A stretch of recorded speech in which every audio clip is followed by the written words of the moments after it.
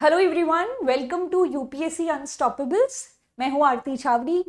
आइए आज के इस एपिसोड में ए टू जेड शुरू से लेके अंत तक यहाँ पर यूनेस्को इस टॉपिक को कवर करें। ये एक ऐसा टॉपिक है जो कि आपने यहाँ पे बहुत बार सुना होगा, न्यूज़पेपर में आए दिन कुछ ना कुछ अपडेट इसके रिलेशन में रहती है।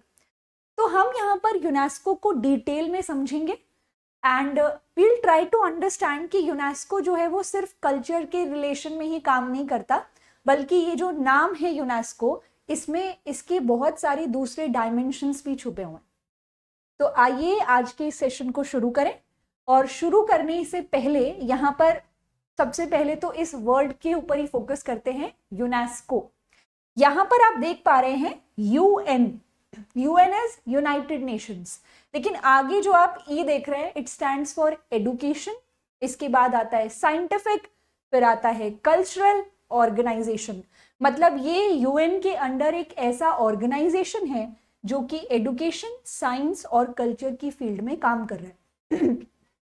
सॉरी, लेकिन प्रश्न ये उठता है कि आखिर यूनेस्को को बनाने की जरूरत क्या पड़ी, आखिर इसके पीछे क्या कहानी है, उसको हमें जानना चाहिए। देखिए, आप यहां पर पाएंगे कि एक तरीके से 1945 में आपका वर्ल्ड वॉर 2 खत्म हो रहा है। वर्ल्ड वॉर 2 जो था, या मैं अगर थोड़ा कहानी को पीछे लेकर जाऊं तो वर्ल्ड वॉर 1 जब हुआ था तब भी देशों ने यहां पर सोचा था कि वर्ल्ड वॉर 1 जैसी स्थिति वापस नहीं उठनी चाहिए, ऐसी कोई सिचुएशन नहीं आनी चाहिए, हम पीसफुली को एग्जिस्ट करेंगे। इस वजह से लीग ऑफ नेशन की शुरुआत की गई थी, एक प्रकार का एसोसिएशन जो कि इस चीज को इंश्योर करेगा। लेकिन अफसोस लीग ऑफ नेशन जो है वो अपने काम में फेल हुआ और आप यहाँ पर वर्ल्ड वॉर 2 होता देखते हैं। वर्ल्ड वॉर 2 में भी काफी ज्यादा नुकसान हुआ, बहुत कुछ यहाँ पर डिस्ट्रक्टिव मैनर में आपको चीजें देखने को मिलेंगी। और इस वजह से एक बार फिर से यही सोचा गया कि वर्ल्ड वॉर 2 जैसी स्थिति इस दुनिया में फिर कभी ना आए। बहुत सारे लोग मारे गए, बहुत सारे मॉन्यूमेंट्स, इमारतें, बहुत कुछ डिस्ट्रॉय हुआ। तो आप यहाँ पर क्या पाएंगे कि उसी के लिए यूएन की शुरुआत हुई और यूएन के अंडर शुरुआत हुई यूनेस्को की। अब आप क्या देखेंगे कि यूनेस्को जो है उसका थॉट प्रोसेस क्या था, ऑब्जेक्टिव क्या था। ये सोचा गया कि अगर यहाँ पर जो देश हैं वो एक दूसरे के बारे में जानेंगे, एक दूसरे के कल्चरल वैल्यूज को समझेंगे, आइडियाज को एक्सचेंज करेंगे, तो हो सकता है कि हम युद्ध जैसी स्थिति तक ना पहुंचे। लगभग यहाँ पे 44 ऐसी कंट्रीज हैं जो लंदन में इकट्ठा हो रही हैं 1945 में नवंबर में। और आप यहाँ पर क्या पाएंगे, आप यहाँ पर देखेंगे कि उनका ये मानना है कि अगर हम यहाँ पर लोगों को एक दूसरे के बारे में बताएंगे, एक दूसरे की वैल्यूज के बारे में बताएंगे, जिसको वो रिस्पेक्ट करेंगे, तो हम यहाँ पर वॉर जैसी जो स्थिति है उससे बच सकते हैं। युद्ध जो है उसकी स्थिति तक शायद ये दुनिया पहुंचे ही ना। और इसी ऑब्जेक्टिव के साथ यहाँ यूनेस्को शुरू हो रहा है। तारीख है 16 नवंबर 1945, यूनेस्को की नींव रखी गई। और आप यहाँ पर पाएंगे कि इसका जो हेडक्वार्टर है वो यहाँ पर पेरिस में बनाया गया। इसी के साथ आप यहाँ देखेंगे कुछ और चीजें भी, जैसे कि अब पॉइंट ये था कि चलो यूनेस्को जो है उसकी नींव तो रख ली गई है, वो बात तो ठीक है, वो कहानी तो ठीक है। लोगों को एक दूसरे के बारे में बताना है, एक दूसरे की कल्चरल वैल्यूज जो है उसकी रिस्पेक्ट करना सिखाना है। तो इस संदर्भ में सबसे पहली बात, जो सबसे पहला स्टेप यहाँ पर लिया गया यूनेस्को के द्वारा, वो था उन इमारतों को कंजर्व करना जो कि दुनिया भर के लिए यूनिवर्सल वैल्यू होल्ड करती हैं। मैं आपको समझाती हूँ। वर्ल्ड वॉर 2 के दौरान बहुत सारी इमारतें, बहुत सारे मॉन्यूमेंट्स जो हैं वो भी डिस्ट्रॉय हुए, जो कि कहीं ना कहीं देशों का इतिहास कैरी करते थे, कहानियां छुपी थी उनमें, उनके ऊपर भी काफी भारी नुकसान हमें देखने को मिलता है। वो इमारतें सिर्फ उस देश का इतिहास नहीं बता रही थी, बल्कि वो यूनिवर्सल वैल्यू होल्ड करती थी। अब हमें वर्ल्ड वॉर 2 जैसी स्थिति को नहीं होने देना है और इसी तरह से अब जो हमारे पास दुनिया भर में इस तरह की हेरिटेज साइट्स बची हैं उनको प्रोटेक्ट और प्रिजर्व करना है, ऐसा यूनेस्को ने सोचा। और इसी दिशा में आप यहाँ पर यूनेस्को के अंडर वर्ल्ड हेरिटेज कन्वेंशन आते हुए देखते हैं। World heritage convention, world heritage, विश्व धरोहर। इस वर्ल्ड हेरिटेज कन्वेंशन के अंडर क्या किया जाएगा, मतलब ये कन्वेंशन क्या कहता था कि हम यहाँ पे प्रोटेक्ट करेंगे किस चीज को, दुनिया के कल्चर को, दुनिया की नेचुरल हेरिटेज को। दुनिया का कल्चर, दुनिया की नेचुरल हेरिटेज, मतलब वर्ल्ड हेरिटेज कन्वेंशन ये कहना चाह रहा है कि दुनिया भर में ऐसी बहुत सारी साइट्स हैं, ऐसी बहुत सारी इमारतें हैं जो कि यहाँ पर सिर्फ उस देश की ही धरोहर नहीं बल्कि यूनिवर्सल वैल्यू होल्ड करती हैं, वो विश्व धरोहर हैं और उन्हें हम कंजर्व करेंगे। सिर्फ इमारतें नहीं बल्कि नेचुरल लैंडस्केप भी, नेचुरल हेरिटेज भी। और इसी के तहत यहाँ पर ये वर्ल्ड हेरिटेज कन्वेंशन आप आता हुआ देख सकते हैं। और मैंने आपको जैसे ऑब्जेक्टिव बताया ही है कि मॉन्यूमेंट्स और नेचुरल लैंडस्केप सब कुछ यहाँ पे प्रिजर्व किया जाएगा, कंजर्व किया जाएगा, जो कि यूनिवर्सल वैल्यू होल्ड करते हैं।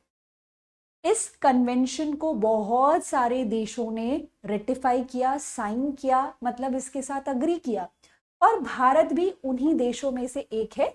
आप यहाँ पर 1977 में इंडिया को भी इस कन्वेंशन के साथ अग्री करते हुए देखेंगे, इसको रेटिफाई करते हुए देखेंगे। अब यहाँ पर इसकी जो कहानी है, इसकी जो स्टोरी है वो कैसे चलती है, क्या होता है यहाँ पर देखिए।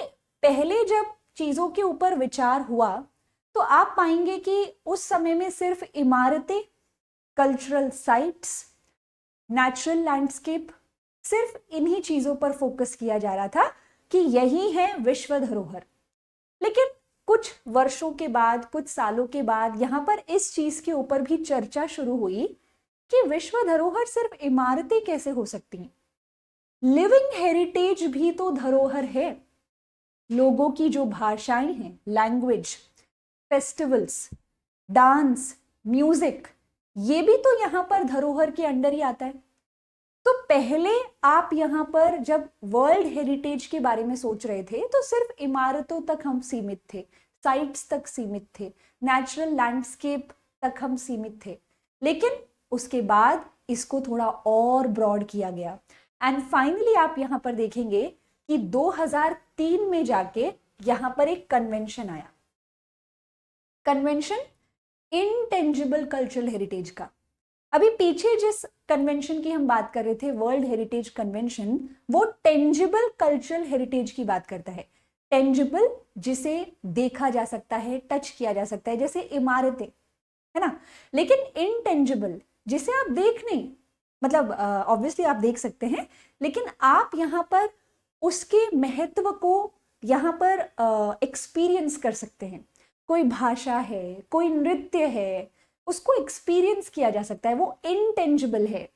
तो इनटेंजिबल कल्चरल हेरिटेज जो है उससे जुड़ा हुआ कन्वेंशन यहाँ पर 2003 में आ रहा है एंड फाइनली इसको एनफोर्स किया गया 2006 से। और तब से ही यूनेस्को जब भी कल्चरल हेरिटेज की बात करता है तो वो सिर्फ इमारतों की ही नहीं बल्कि लिविंग हेरिटेज की भी यहाँ पर बराबर साथ में बात करता है। अब यहाँ पर कहानी को थोड़ा सा आगे बढ़ाते हैं। आई होप एक बेसिक चीज जो है वो आपको यहाँ पर यूनेस्को के बारे में पता चली हो, एटलीस्ट कल्चर के डायमेंशन में जरूर आपको समझ आई हो। अब कहानी आगे बढ़ती है। अब है ना, ये स्क्रीन पे बहुत कुछ लिखा है, आपको इसके ऊपर बिल्कुल भी फोकस नहीं करना है। ये इस तरह का बहुत सारा कंटेंट जो है वो अक्सर आपको कहीं भी मिल जाता है और यूपीएससी में आपसे यहाँ से प्रश्न आएगा भी नहीं। मैं आपको बस एक बेसिक चीज समझाना चाहती हूँ। नॉर्मली प्रोसेस क्या होती है, मान लीजिए इंडिया जो है, भारत जो है, वो मानता है, समझता है कि ये एक इमारत है और ये इमारत सिर्फ भारत की ही धरोहर नहीं, इसको बचाया जाए क्योंकि ये तो विश्व धरोहर बन सकती है, ये यूनिवर्सल वैल्यू होल्ड करती है। तो वो जो इमारत है, वो जो साइट है, वो जो कल्चरल हेरिटेज है, उसको यहाँ पर भारत की तरफ से नॉमिनेट किया जाता है यूनेस्को की लिस्ट में शामिल होने के लिए। यूनेस्को जो है वो यहाँ पर ऐसी साइट्स, ऐसे लैंडस्केप्स, ऐसी हेरिटेज जो है उसको रिकॉग्नाइज करता है, अपनी एक पूरी लिस्ट बनाता है। अब भारत की तरफ से एक ऐसा ही नाम, इमारत, कल्चरल हेरिटेज कुछ भी नॉमिनेट की गई। उसके बाद यूनेस्को के पास एक एलिजिबिलिटी क्राइटेरिया है। उस क्राइटेरिया के ऊपर वो नॉमिनेटेड जो भी चीज है, कल्चरल हेरिटेज या साइट या जो भी, उस क्राइटेरिया के ऊपर वो खरा उतरना चाहिए, तभी यहाँ पर यूनेस्को उस नॉमिनेशन को अपनी फाइनल लिस्ट में शामिल करता है और वर्ल्ड वाइड लेवल पे उसे विश्व धरोहर का टैग देके उसे रिकॉग्नाइज करता है। तो ये जो कल्चरल क्राइटेरिया आप देख रहे हैं ये उसी से जुड़ा है। हम यहाँ पे लाइन बाय लाइन नहीं जाएंगे, हम यहाँ पर सिर्फ और सिर्फ फोकस करेंगे कुछ शब्दों के ऊपर। जैसे कि फॉर एग्जाम्पल आप यहाँ पर पाएंगे, आप यहाँ पर देखेंगे कि ऐसी इमारतें हैं जो कि कहीं ना कहीं ह्यूमन क्रिएटिविटी का एक बहुत ही बेहतरीन उदाहरण है। मतलब कुछ ऐसी इमारतें यहाँ पर बनाई गई हैं दुनिया भर में जो मनुष्य की क्रिएटिविटी को दर्शाती हैं। तो ऐसी तो इमारतें जो है उनको प्रोटेक्ट, प्रिजर्व करना चाहिए, तो ऐसी इमारतों को चुना जाता है। अक्सर यहाँ पे बहुत सारे इमारतें, sites, natural landscape, cultural heritage जो है वो भारत ही नहीं, भारत जैसे और भी देशों में ऐसी चीजें पाई जा रही हैं जो कि क्या दर्शाती है, इतिहास, मनुष्य जो है उसका इतिहास दर्शाती है। जैसे for example Bhimbetka sorry Bhimbetka जो है रॉक कट केव्स हैं, मध्य प्रदेश में ये साइट, और ये यूनेस्को की लिस्ट में शामिल है, इसको विश्व धरोहर की उपाधि दी गई है। भीमबेटका जो है वो पेलियोलिथिक साइट भी रही है, मीसोलिथिक भी रही है, नियोलिथिक भी रही है, चाल्कोलिथिक भी रही है। मतलब इन सारे पीरियड्स में भीमबेटका की गुफाओं को मनुष्य ने रहने के लिए इस्तेमाल किया है। तो ये कहीं ना कहीं मनुष्य जो है उसका जो जीवन है, उसके इवोल्यूशन, उसकी हिस्ट्री को दर्शा रही हैं और इस वजह से वो यूनेस्को की लिस्ट में शामिल हैं।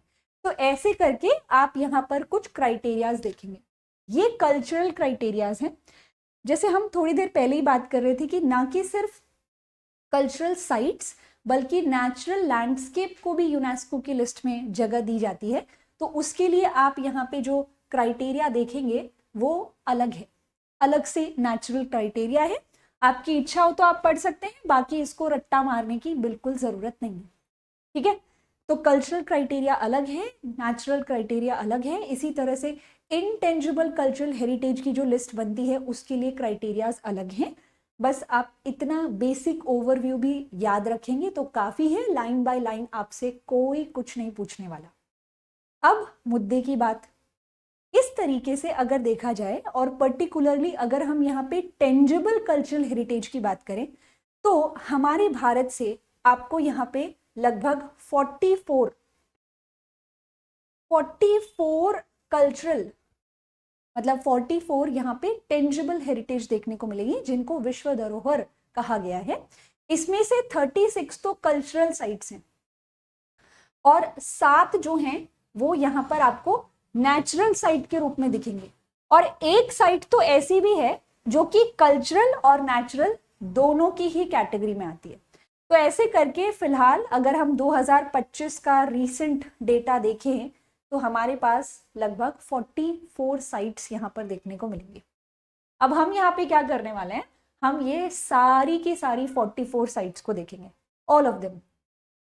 बट द पॉइंट इज यहाँ पे जितनी भी 44 जो साइट्स हैं या नेचुरल लैंडस्केप हैं, इंटरेस्टिंगली इन्हें आप यहाँ पर मल्टीपल सब्जेक्ट्स में कवर करते हो।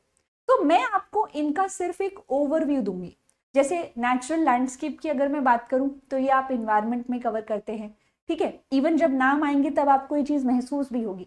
वहीं कल्चरल 36 कल्चरल साइट्स की अगर मैं बात करूं तो मेरे साथ अगर आपने आर्ट एंड कल्चर का, आर्किटेक्चर का पार्ट कवर किया है तो वो सारी साइट्स जो हम यहाँ डिस्कस करने वाले हैं वो वहां भी कवर की जाती है, ठीक है। तो मैं आपको हर साइट का एक बेसिक ओवरव्यू दूंगी, हम यहाँ पे मैप में मार्किंग करेंगे कि ये कहाँ है और उसके साथ हम इस पूरे पार्ट को कवर करेंगे, राइट। तो शुरुआत में जिस पार्ट से करने वाली हूँ वो पार्ट है world heritage sites natural landscape, लेकिन टेंजिबल। इनटेंजिबल का टॉपिक हम अलग से करेंगे। आइए, world heritage sites in India. सबसे पहले हम यहाँ पे जो देखने वाले हैं वो नेचुरल लैंडस्केप है, इसको फटाफट कवर करेंगे। जैसे कि काजीरंगा नेशनल पार्क, अब ये तो हो ही नहीं सकता कि आपने ये एनवायरनमेंट में टॉपिक ना पढ़ा हो। काजीरंगा नेशनल पार्क असम में है, वन हॉर्न राइनोसोरस के लिए काफी पॉपुलर है। नेचुरल लैंडस्केप यहाँ पर यूनेस्को की लिस्ट में शामिल है। इसी दिशा में आगे बढ़ते हुए केवलादेव घाना नेशनल पार्क राजस्थान में है, और यहाँ पर आपको पंछी जो हैं वो बहुत देखने को मिलेंगे। द ग्रेट इंडियन बस्टर्ड जो हैं वो भी आप यहीं देखेंगे। Manas wild life sanctuary again Assam में, ये भी यूनेस्को की लिस्ट में शामिल है। बंगाल टाइगर्स, एलिफेंट्स, रिहाइनोस वगैरह आपको काफी देखने को मिल जाते हैं। Nanda Devi national park and valley of flowers, ये भी यूनेस्को की लिस्ट में शामिल है। यहाँ पे वैली ऑफ फ्लावर्स आपको बहुत सारे लोग ट्रैक पर जाते हुए दिखेंगे जब ये वैली ऑफ फ्लावर्स जो है ये ओपन होता है ट्रैकिंग के लिए every year. Sundarban national park यहाँ पे वेस्ट बंगाल, जहाँ पे गंगा नदी फाइनली बे ऑफ बंगाल में जाके गिरती है, मिलती है बे ऑफ बंगाल से, खाड़ी वाला जो एरिया है वहाँ पर आपको सुंदरबान नेशनल पार्क मिलेगा। ये भी यूनेस्को की लिस्ट में शामिल है। You will find Bengal tigers over there.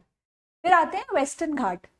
यहाँ आप महाराष्ट्र से शुरू कर रहे हैं वेस्टर्न घाट्स को, और पूरा नीचे केरला, बल्कि तमिलनाडु का भी कुछ हिस्सा जो है वो यहाँ पर कवर हो रहा है वेस्टर्न घाट्स। महाराष्ट्र में वेस्टर्न घाट्स को सह्याद्री कहते हैं, और महाराष्ट्र में ही सह्याद्री की सबसे ऊंची जो पीक है वो है आपकी यहाँ पे कालसुबई। तो बहुत ही खूबसूरत लैंडस्केप है, बहुत सारी केव्स जो है वो भी आपको इसमें देखने को मिलती हैं। वेस्टर्न घाट्स में आप यहाँ पे कन्हेरी केव्स देखेंगे, कार्ले केव्स देखेंगे, अजंता एलोरा की गुफाएं आप देखेंगे। तो वेरी ब्यूटीफुल लैंडस्केप, एंड इसीलिए यूनेस्को की लिस्ट में शामिल है। Next is great Himalayan national park. Great Himalayan national park Himachal Pradesh में है, इसे भी यूनेस्को की लिस्ट में शामिल किया गया है। अब ये तो थी नेचुरल और मिक्स साइट्स आपकी। अब हम बात करेंगे कल्चरल साइट्स की। मैंने यहाँ पर लिस्ट बना दी है, एंड जिन्होंने भी यहाँ पर मेरे साथ हिस्ट्री आर्ट कल्चर किया है, हमने कोर्स में ये सारी की सारी साइट्स कवर की है, सारे के सारे cultural heritage sites, monuments cover किए हैं। फिलहाल जो हम करने वाले हैं वो मैं आपको हर साइट का थोड़ा सा ओवरव्यू दूंगी, उसकी लोकेशन हम यहाँ पर मैप में मार्क करेंगे, और इस तरह से इस टॉपिक को समाप्त करेंगे। देखिए, यहाँ पे सबसे पहले जो आप साइट देख रहे हैं, this is Agra fort. Agra fort, Agra fort आप यहाँ पे मार्क करेंगे यूपी में, क्योंकि आगरा यूपी में है। आगरा फोर्ट जो है वो मुगल सल्तनत के राजा अकबर के द्वारा यहाँ पर बनवाया गया था। तो आगरा फोर्ट जो है वो आपको रेड सैंडस्टोन का देखने को मिलेगा, ये एक किला है। इसके बाद अजंता की गुफाएं, अजंता केव्स, जैसे हम डिस्कस कर रहे थे, महाराष्ट्र में आपको अजंता केव्स देखने को मिलेंगी। ये जो गुफाएं हैं ये बुद्धिस्ट केव्स हैं। ये केव्स एंशिएंट टाइम में काटी गई थी। आपको यहाँ पे मौर्यन पीरियड, उसके बाद आप सातवाहंस, वाकटक्स, इन सभी डायनेस्टी के अंडर इन अजंता की गुफाओं को कट होते देखेंगे। बुद्धिस्ट केव्स हैं, महायानी केव्स हैं। इन केव्स के अंदर आपको बहुत सारी ब्यूटीफुल म्यूरल पेंटिंग्स भी देखने को मिलती हैं। आर्कियोलॉजिकल साइट ऑफ नालंदा महाविहार। नालंदा, नालंदा, हम यहाँ पे बिहार जा रहे हैं। देखिए, नालंदा जो है वो एक तरीके से नालंदा जो है वो पॉपुलर था एंशिएंट टाइम में एक एजुकेशनल सेंटर के रूप में। दूर दराज से, अब्रॉड से भी बहुत सारे लोग यहाँ पर शिक्षा प्राप्त करने आते थे। बुद्धिस्ट आइडियाज हो, वैदिक विचार हो, वो सब यहाँ पर पढ़ाए जाते थे। अब ये यूनिवर्सल वैल्यू होल्ड करती है क्योंकि प्राचीन समय के एजुकेशनल इंस्टीट्यूट्स का एक बेहतरीन एग्जाम्पल है ये, और इसे भी यूनेस्को की लिस्ट में शामिल किया गया है। इसके बाद Buddhist monuments at Sanchi. Sanchi आपका मध्य प्रदेश, यहाँ पर आपको बुद्धिस्ट स्तूप देखने को मिलेंगे, बल्कि एक स्तूप तो यहाँ पर आप सांची का जो देखेंगे वो बहुत ही वेल प्रिजर्व्ड स्तूप है। भोपाल की रानी बेगम शाहजहां जो हैं उनकी बदौलत वो स्तूप बहुत ही बेहतर रूप में बचा रह सका। चंपानेर पावागढ़ आर्कियोलॉजिकल पार्क, एक बार फिर से बिहार वाला रीजन। छत्रपति शिवाजी टर्मिनल्स, या फिर अब हम इसको कहते हैं छत्रपति शिवाजी महाराज टर्मिनल्स, CSMT हो गया ये। यह एक रेलवे स्टेशन है, लोकल रेलवे स्टेशन, जो कि आपको मुंबई में देखने को मिलेगा। मेन जो बॉम्बे कहते हो जिसको आप, या साउथ बॉम्बे कहते हो, उसका लोकल रेलवे स्टेशन है ये। और बहुत ही खूबसूरत तरह से इंडो गॉथिक स्टाइल में बनाया गया है, ब्रिटिशर्स के समय में बना था। तो ये भी यूनेस्को की लिस्ट में शामिल है, ये भी आपको मुंबई में महाराष्ट्र में दिखेगा। Church and convents of Goa, Goa जो है वहां पे आपको पोर्तुगीज का आर्किटेक्चर आइबेरियन स्टाइल में देखने को मिलता है, और उन्हें भी यूनेस्को की लिस्ट में डाला गया है।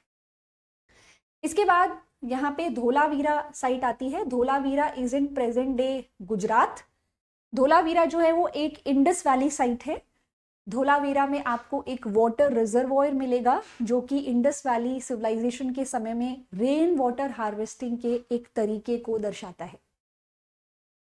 Next, Elephanta caves. Elephanta caves के लिए आपको एक बार फिर से महाराष्ट्र जाना पड़ेगा, लेकिन एक आइलैंड में आपको जाना पड़ेगा, एलिफेंटा आइलैंड। एलिफेंटा आइलैंड जो है उसकी खोज यहाँ पे पोर्तुगीज ने की और उन्होंने उस आइलैंड का नाम एलिफेंटा रखा, लेकिन उस पर जो केव्स पाई गई हैं उन्हें घारपुरी केव्स भी कहा जाता है। और एलिफेंटा केव्स जो हैं वो शेवाइट केव्स हैं, यानी कि लॉर्ड शिव से जुड़ी हुई केव्स हैं। और इन्हीं केव्स में आपको लॉर्ड शिव का एक बहुत खूबसूरत मूर्ति, जिसको हम महेश मूर्ति भी कहते हैं, केव नंबर 1 में देखने को मिलता है। Next is Ellora. एलोरा फिर से महाराष्ट्र में ही आपको एलोरा केव्स भी देखने को मिलेंगी।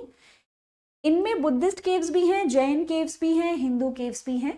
एलोरा केव्स में केव नंबर 16 जो है वो कैलाशनाथ टेम्पल है, जो भारत में one of the greatest examples है of monolithic rock cut temple. Rashtrakuta dynasty के समय में काटा गया। फिर आता है फतेहपुर सिकरी। फतेहपुर सिकरी ये एक ऐसा शहर है जो आप यूपी में पाएंगे, आगरा के पास ही है ये। और यह जो शहर है फतेहपुर सिकरी, ये यहाँ अकबर के द्वारा बसाया गया था। ग्रेट लिविंग चोला टेम्पल्स। चोला टेम्पल्स, चोलास के लिए हमें जाना पड़ेगा तमिलनाडु, थांजोर। यहाँ पर एक साइट है थांजोर या थांजोर, हो सकता है मैं इसका गलत प्रोनाउंसिएशन कर रही हूँ, लेकिन चोलास के अंडर यहाँ पर आपको एक टेम्पल मिलेगा, बृहदेश्वर मंदिर। बृहदेश्वर मंदिर राजा राजा चोला के द्वारा बनवाया गया था, जिसकी वजह से उसे राजा राजेश्वर टेम्पल भी कहते हैं। इस मंदिर की वॉल्स पर आपको इंस्क्रिप्शंस मिलेंगी जो कि चोलास की हिस्ट्री को दर्शाते हैं, और ऐसे बहुत सारे दूसरे भी चोला मंदिर हैं। फिर आते हैं group of monuments at Hampi. Hampi के लिए हमें जाना होगा कर्नाटका। हम्पी जो है ये वही जगह है जहां पर विजयनगर एम्पायर का कैपिटल विजयनगर हुआ करता था। यहाँ बहुत से मंदिर हैं, जैसे कि विरूपक्ष टेम्पल, विजय विठल टेम्पल, लोटस महल है, हजारा रामस्वामी टेम्पल, ये सब हम्पी में ही पाए गए हैं। और हम्पी में जो भी ग्रुप ऑफ मॉन्यूमेंट्स है सबको ही यूनेस्को की लिस्ट में डाला गया है। इसके बाद group of monuments eight Mahabalipuram. Mahabalipuram के लिए एक बार फिर से हम चलेंगे तमिलनाडु। महाबलीपुरम को महामल्लपुरम भी कहते हैं। पल्लव डायनेस्टी के राजा नरसिम्हा वर्मन के द्वारा ये शहर बसाया गया था, और यहाँ पर भी आपको रॉक कट टेम्पल्स काफी देखने को मिलेंगे। एक बहुत ही खूबसूरत पैनल है रॉक कट, जो कि आप देखेंगे, जिसमें डिसेंट ऑफ गंगा, अर्जुनास पेनिन्स जैसे टॉपिक्स जो हैं, इस तरह की जो थीम्स हैं उनको कार्व किया गया है। बल्कि आपको पंचरथ मंदिर भी महाबलीपुरम में ही मिलते हैं। Then group of monuments at Pattadakal. Pattadakal के लिए एक बार फिर से हम कर्नाटका ही जा रहे हैं। Group of monuments, there are total 10 temples.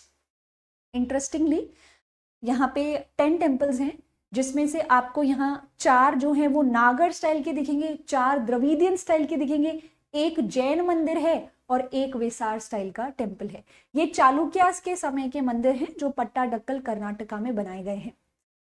Hill forts of Rajasthan, Rajasthan में राजपूत रूलर्स के द्वारा बहुत सारे ऐसे किले बनाए गए हैं जो कि पहाड़ों पर हैं, जैसे कि नाहरगढ़ फोर्ट। उन सभी फोर्ट्स को एक साथ यूनेस्को की लिस्ट में शामिल किया गया।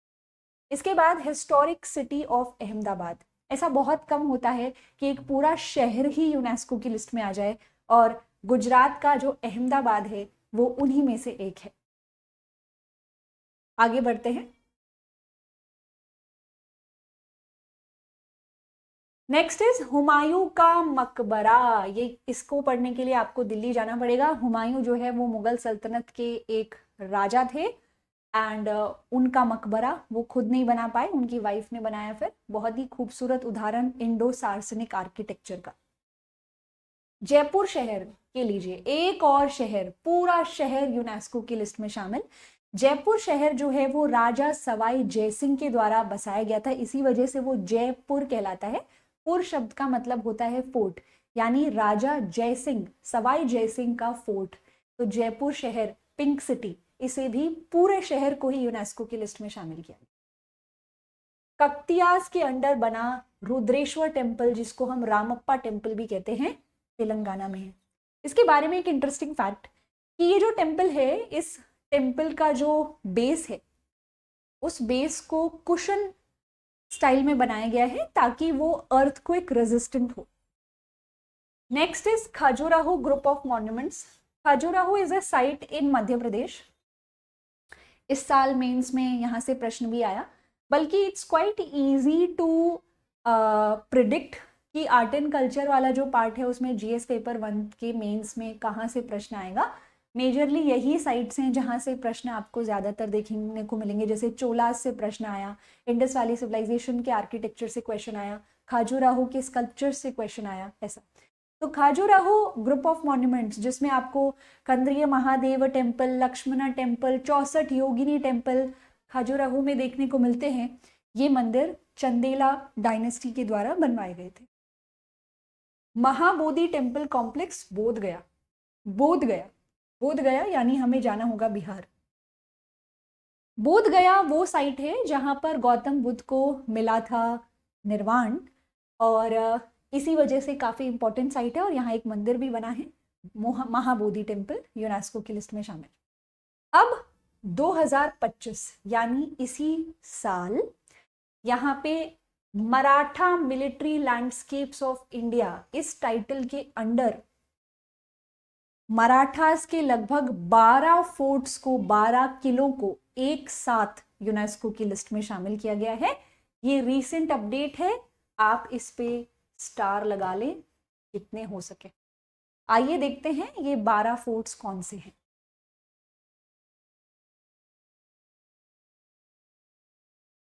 यहाँ पे देयर आर 12 फोर्ट्स, महाराष्ट्र और तमिलनाडु में फैले हुए हैं ये। अगर मैं यहाँ पे बात करूं तो आप यहाँ पे ये 11 फोर्ट्स देखेंगे महाराष्ट्र में, सलहेर, शिवनेरी, लोहगढ़, खंडेरी, रायगढ़ फोर्ट, राजगढ़ फोर्ट, प्रतापगढ़, स्वर्णदुर्ग, पनहल, विजयदुर्ग और सिंधुदुर्ग। ये फोर्ट मराठास के हैं, ये महाराष्ट्र में है, और एक तमिलनाडु में भी है, जिंजी फोर्ट। तो ये टोटल 12 फोर्ट्स हैं जिनको रिसेंटली 2025 में यूनेस्को की लिस्ट में शामिल किया गया है। ऑब्वियसली आपको स्लाइड मिल जाएगी, आप वहां से इन्हें नोट कर सकते हैं या फिर वीडियो के साथ साथ ही नोट कर सकते हैं। आइए एक बार फिर से पीछे की तरफ चलें और इस कहानी को आगे लेकर जाएं। तो यहाँ पे आप 2025 में ये एक अपडेट देखेंगे। इसके बाद मोइदम, ये लास्ट अपडेट पिछले साल। मोइदम क्या है? ये बेसिकली बरियल साइट्स हैं, ऐसे रेज्ड बरियल्स हैं ये। अहोम डायनेस्टीज के द्वारा, अहोम डायनेस्टी के रूलर्स के द्वारा यहाँ पर फैमिली बरियल्स बनाए गए थे जिनको हम मोइदम कहते हैं। फिर माउंटेन रेलवेज ऑफ इंडिया, आपने यहाँ पर चंडीगढ़ कालका एक्सप्रेस के बारे में सुना होगा। तो इस तरह के बहुत सारे माउंटेन रेलवेज हैं माउंटेन एरिया में जो चलती हैं, उन सबको एक साथ यूनेस्को की लिस्ट में इस टाइटल के अंडर शामिल किया गया है। फिर आता है कुतुब मीनार और उसके आसपास के मॉन्यूमेंट्स दिल्ली में। कुतुब मीनार यहाँ पे स्लेव डायनेस्टी के राजा कुतुबुद्दीन ऐबक के द्वारा बनाना शुरू किया गया था।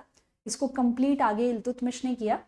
कुतुब मीनार एक सूफी संत ख्वाजा कुतुबुद्दीन बख्तियार काकी के ऑनर में बनाया गया था। एंड इसी के अलावा कुतुब मीनार के आसपास और भी बहुत से मॉन्यूमेंट्स हैं, जैसे अलाई मीनार है और अलाई दरवाज़ा है, इल्तुतमिश का मकबरा है, उन सबको इसमें शामिल किया गया है। रानी की वाव, गुजरात आ जाइए। गुजरात में एक डायनेस्टी होती थी, सोलंकी डायनेस्टी, उसके जो राजा थे राजा भीमदेव, उन्हीं की वाइफ क्वीन उदयमती के द्वारा अपने हस्बैंड की याद में रानी की वाव बनवाया गया, जो कि एक स्टेप वेल है और बहुत खूबसूरत है। इसके बारे में कहा जाता है कि इसका जो डिज़ाइन है, इसका जो स्ट्रक्चर है, वो अगर आप टेम्पल को उल्टा कर दें तो कुछ वैसा दिखेगा। रानी की वाव, गुजरात। इवन आपने यहाँ पे करेंसी नोट के ऊपर भी ये देखा होगा। रेड फोर्ट कॉम्प्लेक्स, ये तो दिल्ली में है, ऑब्वियसली शाहजहां के द्वारा बनवाया गया। रॉक शेल्टर्स ऑफ भीमबेटका, कुछ टाइम पहले हम इस पे बात कर ही रहे थे। Bhimbetka human evolution, human history को दर्शाता है, मध्य प्रदेश में। Sacred ensembles of Hoysalas, Hoysala dynasty medieval period में रूल करती थी कर्नाटका वाले रीजन में। इनके 3 बहुत इंपॉर्टेंट शहर थे, बेलूर, सोमनाथपुरम और हलेबिद, जहां पर आप होयसलास के द्वारा बनाए गए मॉन्यूमेंट्स देखेंगे, मंदिर देखेंगे, जैसे केशव टेम्पल, चेन्नकेश्वर टेम्पल, इस तरह के मंदिर, उन सबको एक साथ यूनेस्को की लिस्ट में शामिल किया गया है। अगला नाम आता है शांति निकेतन।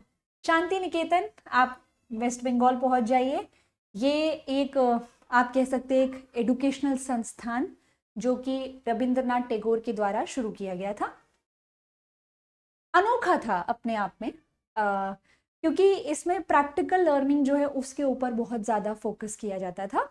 यहाँ पे प्रकृति से कैसे सीखा जा सकता है, उन सब चीज़ों पर ज़्यादा ध्यान दिया जाता था। इसलिए सन टेम्पल कोणार्क, इसके लिए आप पहुंच जाइए उड़ीसा।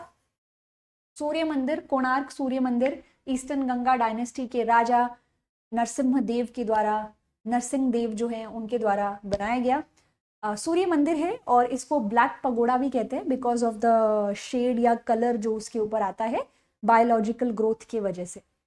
ताजमहल ऑब्वियसली यूपी के आगरा में आपको देखने को मिलेगा। इस लिस्ट में कुछ आखिरी नाम आप यहां पर देख सकते हैं, इन्हें भी मार्क कर लेते हैं फाइनली। एक मिनट,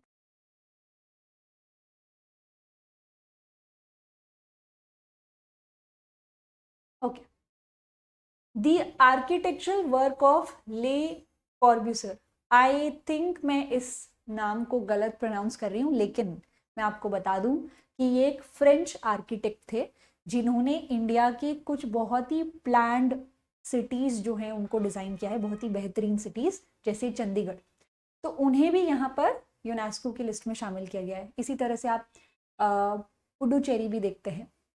जंतर मंतर जो जयपुर में है, यानी राजस्थान में।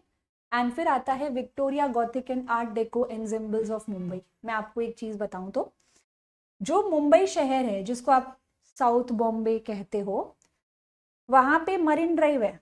ऐसे आप फोटो ज़रूर देखिएगा। इस मरीन ड्राइव के बिल्कुल यहाँ पे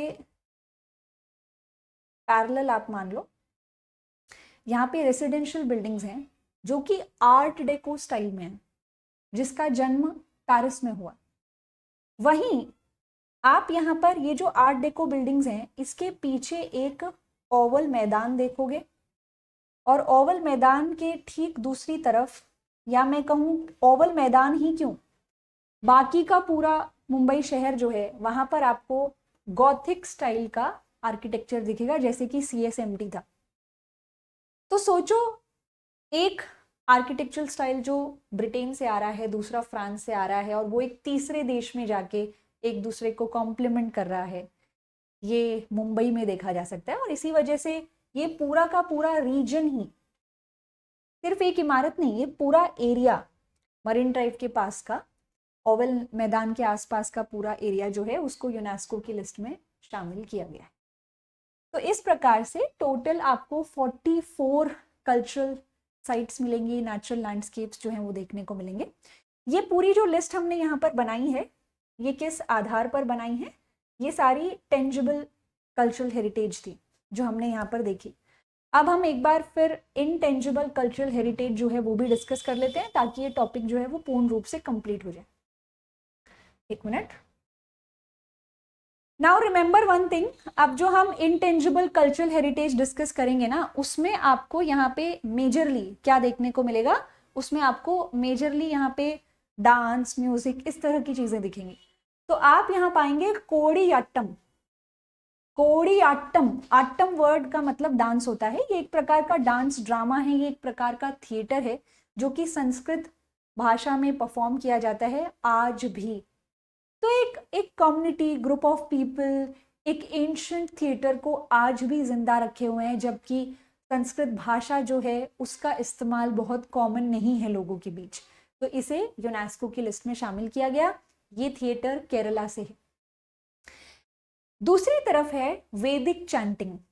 आप यहाँ पर पाएंगे कि जब भी हमें कोई कंटेंट को प्रिजर्व करके रखना होता है तो हम उसको लिख के रख लेते हैं। आज के समय में तो वीडियो वगैरह बना के भी रख लेते हैं, लेकिन हमारे भारत में एक ओरल ट्रेडिशन भी रहा है जिसमें कंटेंट जो है उसको याद कर करके, रटते हुए, उसको बार बार चैंट करके यहाँ याद रखा गया।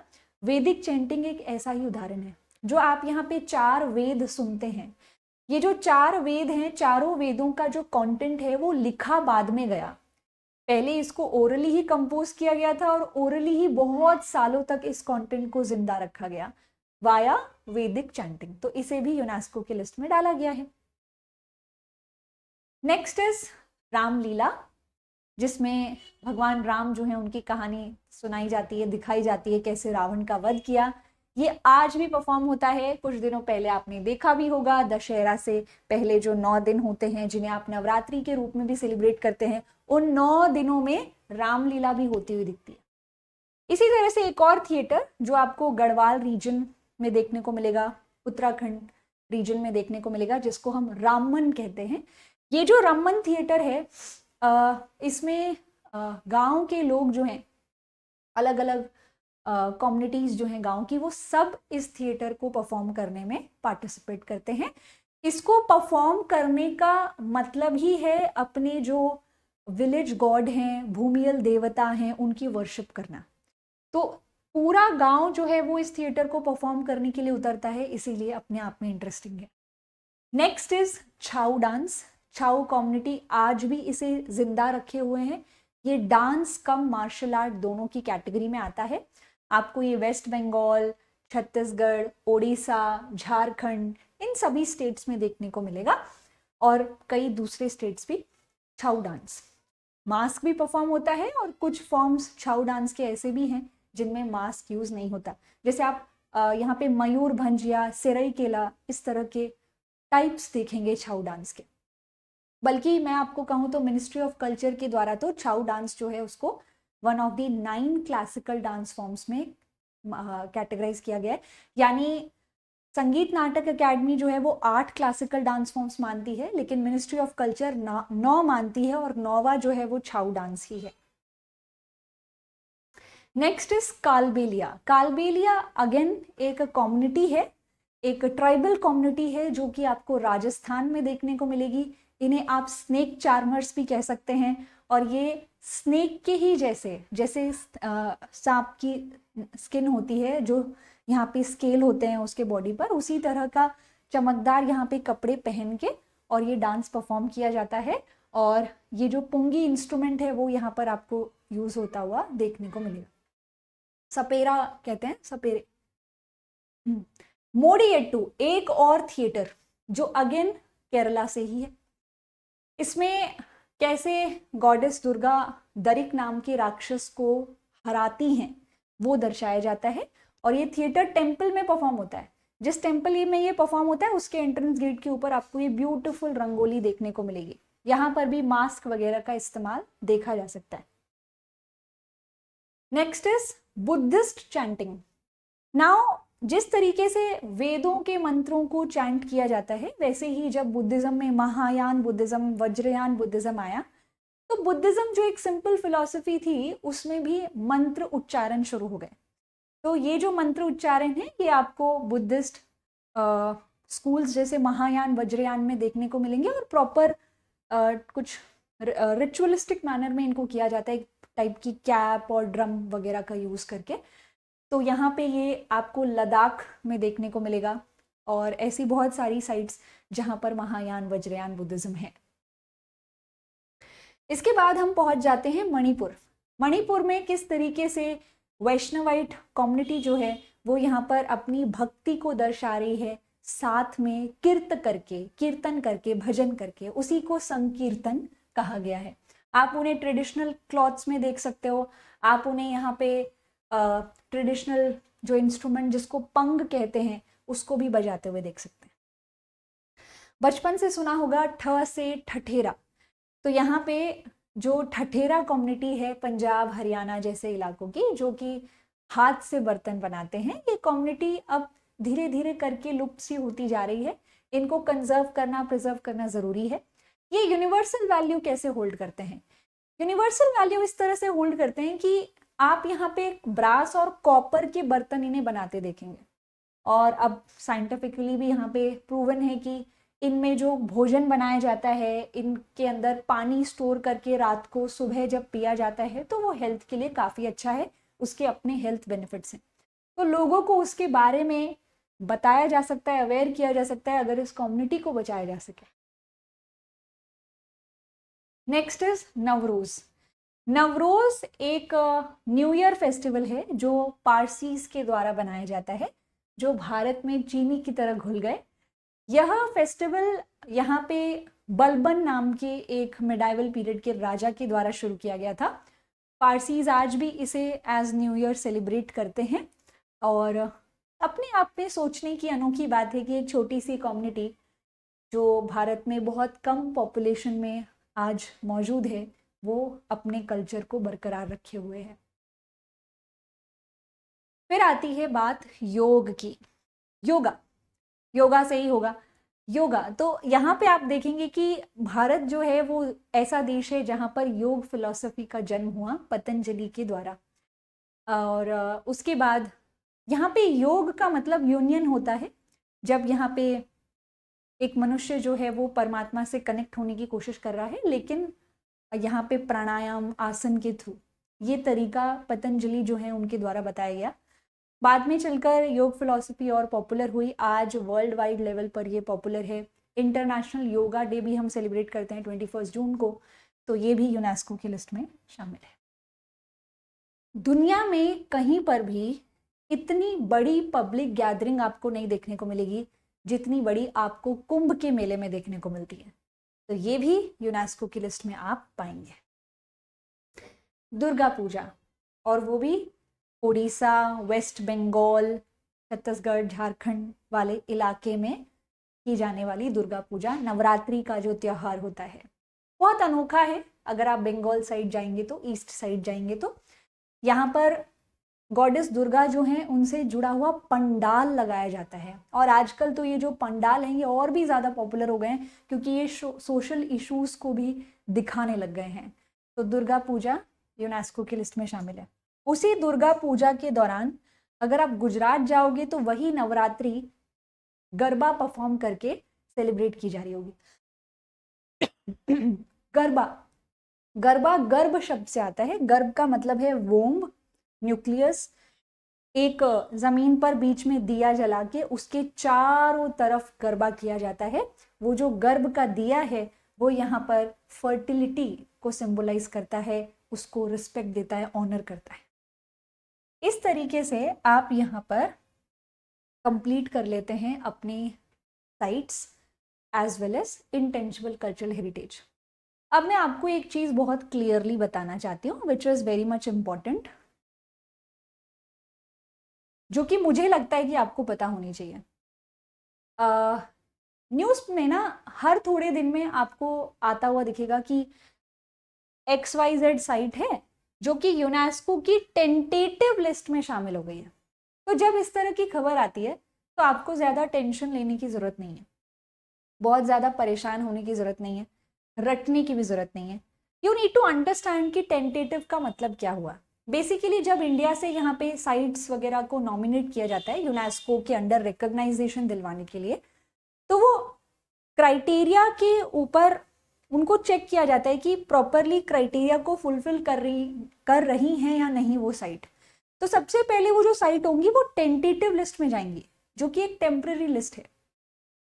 उसके बाद यूनेस्को थोड़ा और स्टडी करेगा, तब जाके वो अपनी फाइनल लिस्ट में यहाँ पर उस साइट या कल्चरल हेरिटेज को डालता है, ऐड करता है और वर्ल्ड वाइड लेवल पे रिकॉग्नाइज करता है।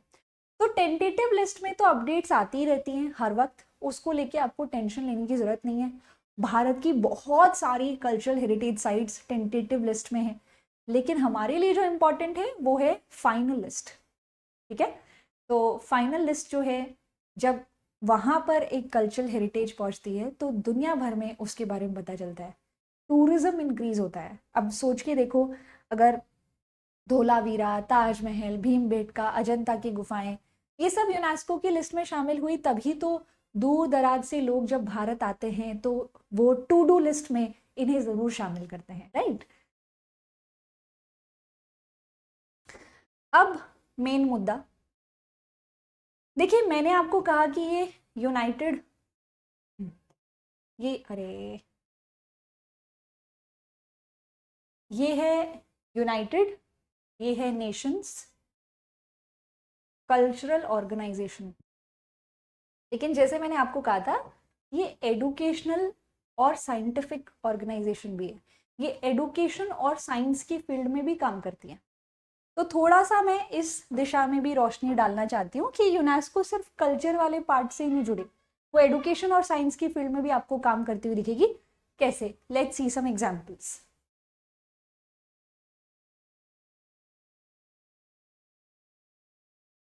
जैसे अगर मैं पर्टिकुलरली एडुकेशन की बात करूं, तो यूनेस्को एडुकेशन फॉर ऑल को प्रमोट करता है। हर बच्चा, यूथ, हर गांव कस्बा, हर जगह के जो लोग हैं वो शिक्षित होने चाहिए। वो यहाँ पर सस्टेनेबल डेवलपमेंट गोल नंबर 4 जो है उसको अचीव करने के लिए लोगों को पुश करता है। आप यहाँ पर यूनेस्को के अंडर एक इंस्टीट्यूट फॉर स्टैटिस्टिक्स देखेंगे, जो कि क्या करते हैं, जो कि यहाँ पे ग्लोबल डेटा इकट्ठा करते हैं लिटरेसी रेट के ऊपर, कितना एनरोलमेंट हुआ, टीचर्स का स्टूडेंट के मुकाबले रेशियो कितना है, मतलब कितने स्टूडेंट्स के ऊपर एक टीचर यहाँ पे पढ़ा रहा है, जेंडर गैप्स क्या हैं, इन सब चीज़ों के ऊपर ग्लोबल डेटा इकट्ठा करता है। ग्लोबल डेटा इकट्ठा हो गया तो क्या हुआ, उस डेटा का इस्तेमाल यहाँ पॉलिसी मेकिंग के लिए किया जा सकता है। तो वो एविडेंस बेस्ड पॉलिसी मेकिंग जो है उसे इंश्योर करने के लिए किया जा रहा है। नॉट ओनली दिस, यही नहीं है सिर्फ, आप यहाँ पे और भी बहुत सारे दिशाओं में इसे काम करते हुए देखेंगे। जैसे कि ग्लोबल एडुकेशन मॉनिटरिंग रिपोर्ट इनके द्वारा बनाई जाती है, जो बताती है कि कैसे कंट्रीज जो है एडुकेशन की फील्ड में काम कर रहे हैं, क्या गैप्स हैं, क्या सुधार लाए जा सकते हैं। इवन टीचर ट्रेनिंग प्रोग्राम जो है वो भी इनके अंडर आप होता हुआ देखेंगे। ये यहाँ पर एडुकेशन फॉर पीस, मतलब इनका मानना है कि हमें यहाँ पर लोगों को शिक्षित करना है ताकि वो एक पीसफुल वर्ल्ड की तरफ इस पूरी दुनिया को ले जा सकें। Human rights, gender equality, climate change, global citizenship, इन सभी चीज़ों को यहाँ पर वो एडुकेशन के थ्रू बढ़ावा देने की कोशिश करते हैं।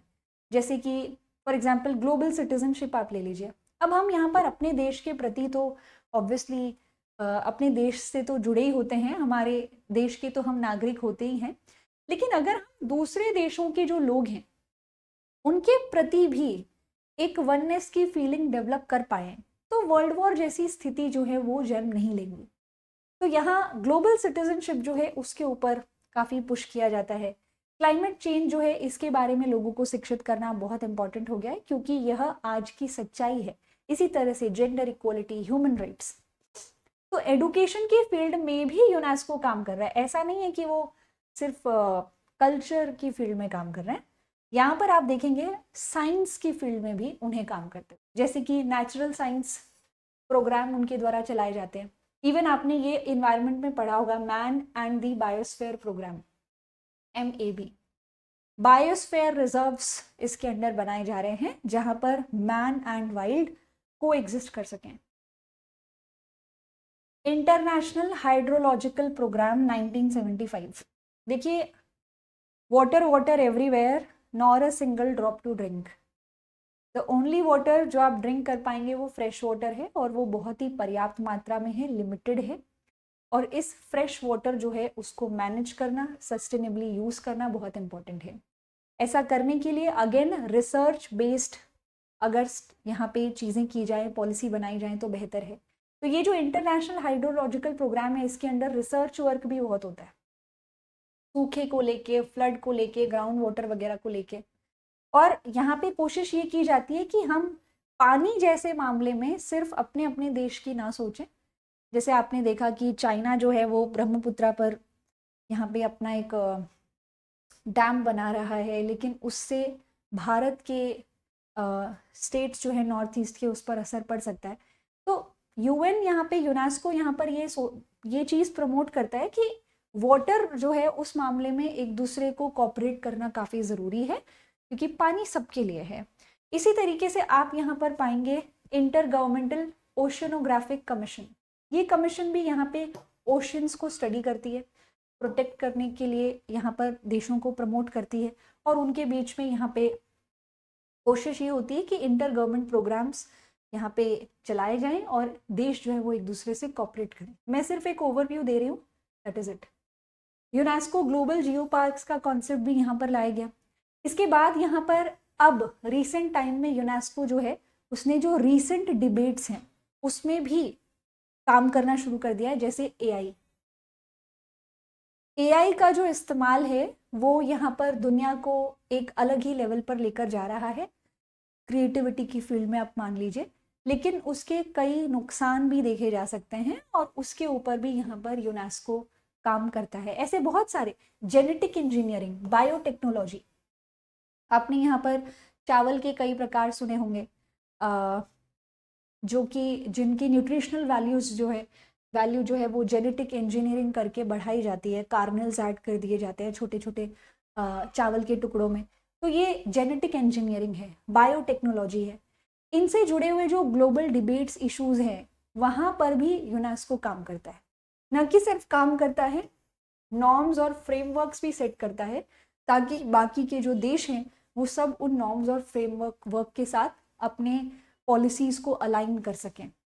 साइंस एडुकेशन एंड वुमेन, कोशिश ये की जा रही है कि महिलाएं जो हैं, बच्चियां जो हैं, उनका STEM, इसका मतलब यहाँ पर साइंस जो है उसमें, साइंस है, टेक्नोलॉजी है, इस दिशा में यहाँ पर वो क्या कर सकें और ज़्यादा बढ़ चढ़कर पार्टिसिपेट कर सकें। अक्सर साइंस, टेक्नोलॉजी, इस तरह की चीज़ें जो हैं वो बहुत सारे देशों में लड़कियों के लिए एक्सेसिबल नहीं है। आपने खुद भी यहाँ पे देखा होगा, शायद स्कूल लेवल पर भी देखा हो कि टेक्निकल फील्ड जो है उसमें महिलाएं जो है वो कम जाती है। तो यूनेस्को जो है उसको प्रमोट करने की यहाँ पे कोशिश करता है। तो इस तरीके से हमने यहाँ पर आज के इस पूरे डिस्कशन से ये जाना कि व्हाट इज यूनेस्को, क्या नीड थी इसकी, क्या ऑब्जेक्टिव थे, कैसे यूनेस्को सिर्फ कल्चर से जुड़ा हुआ ही नहीं है, एडुकेशन और साइंस की फील्ड में भी वो काम कर रहा है। एंड ये था पूरा का पूरा हमारा टॉपिक। अगर आपको ये पसंद आया है तो ज़रूर कमेंट सेक्शन में बताएं। एंड एक छोटा सा पार्ट ज़रूर रह गया इसमें, और वो ये है, थोड़ा सा मैंने बताया भी, लेकिन आप थोड़ा और डिटेल में कमेंट सेक्शन में इस पर ज़रूर अपना कमेंट ऐड करें कि यूनेस्को की लिस्ट में भारत से ज़्यादा साइट्स अगर जाती है तो भारत के लिए क्या बेनिफिट है, दूसरा एज अ ह्यूमन वैल्यूज जो हैं वो यहाँ पर कैसे ग्रो होती हैं उसकी मदद से। That is what you need to tell in the comment section. आज के सेशन में इतना ही। Thank you so much everyone. मिलते हैं अगले सेशन में एक नए एपिसोड, एक नए टॉपिक के साथ। Take care.